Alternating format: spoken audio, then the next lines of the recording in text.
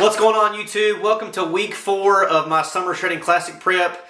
Today we have a voiceover of my back and bicep day where I take you along while I'm doing the exercises that I'm doing, along with the sets and reps and things like that. Followed with a whiteboard discussion where I talk about the anatomy of the back and how I'm trying to target a specific area of my back in today's training. So, hope y'all enjoy the video, and as always, please like, follow, and subscribe to the channel. It means a lot to me.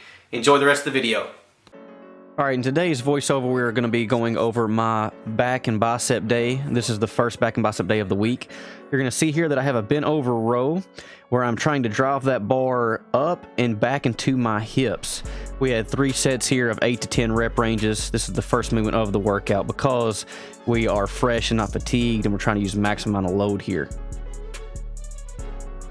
Next, we have the chest supported one arm row. Here we are doing also 3 sets of 8 to 10 reps. Again, trying to fail within that rep range using the max amount of load as we can. You're going to see in the rep here that I'm allowing my arm to fully extend forward past the pad, trying to stretch the lats as much as possible, and then when I'm driving back, I'm driving that elbow down and close to my side. And here we're picking a weight that we fail within the 8 to 10 rep range. All right, everyone, so we're in a voiceover right now of my pull day, back and biceps.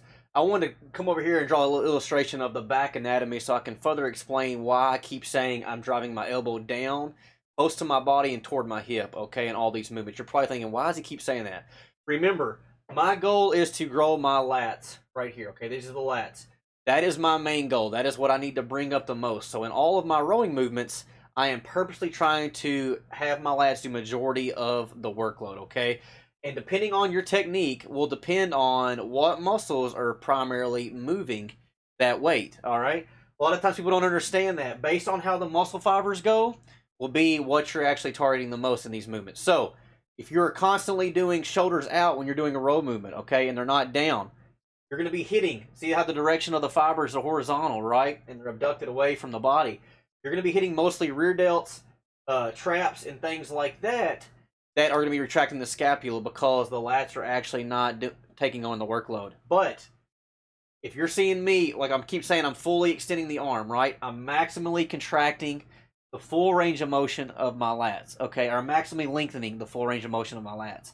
But if I'm bringing that arm down right here on these movements, I'm bringing it back down and toward the hip and toward the midline of my body, I am fully contracting those lats the most that I can in the movement. So I'm going to get the most out of my lats that I have to get in order to fatigue them and completely exhaust them in order to grow them the most. So that's why I keep saying that in the video and the voiceover. I hope y'all are enjoying this voiceover. If you like illustrations and technique talk like this, please leave a comment down in the video below, and I will do more future videos like this trying to help y'all so you can further improve your own training and your own progress in the gym. Okay, so back to the voiceover. I hope y'all enjoy the rest of the video of week 4 of summer shredding. Third back movement we have is a low chest supported row. Again, the main focus is hitting the lats in this workout today, so that's why we're doing our third row movement. Fatigue is setting in, so the intensity is slightly lower. We're hitting 10 to 12 rep ranges, picking a weight where we fail within that rep range again.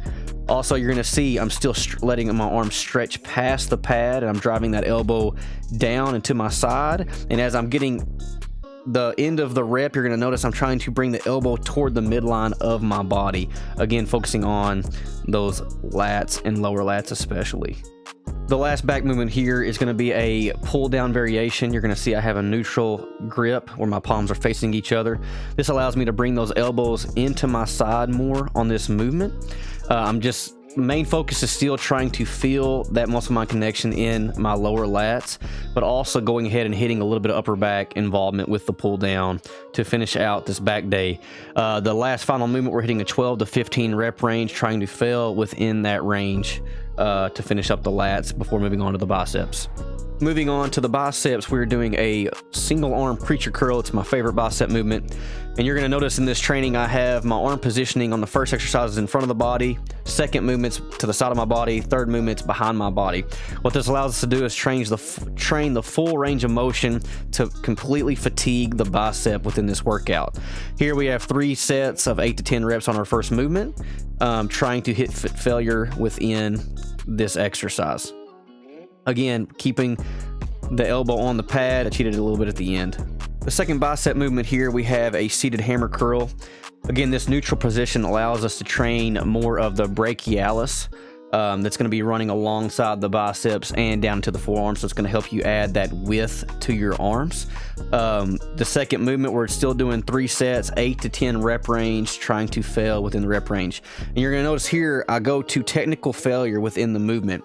I don't swing, I don't use momentum. I just go until I cannot purposely move the weight with proper technique. Third and final bicep movement for the workout is incline dumbbell curls. You're going to notice that my arm positioning is behind my body. This requires the bicep to be in a disadvantaged position, so it requires the bicep to produce as much force as possible. We are finishing the workout with this in a 12 to 15 rep range with 3 sets, just completely fatiguing the muscle to finish up this workout today. I hope y'all enjoyed the voiceover. I hope you can take away some tips and things to do in your own training to get better growth, to get better gains. And that just wraps up week 4 of summer shredding. I look forward to seeing y'all in the next video. Take care.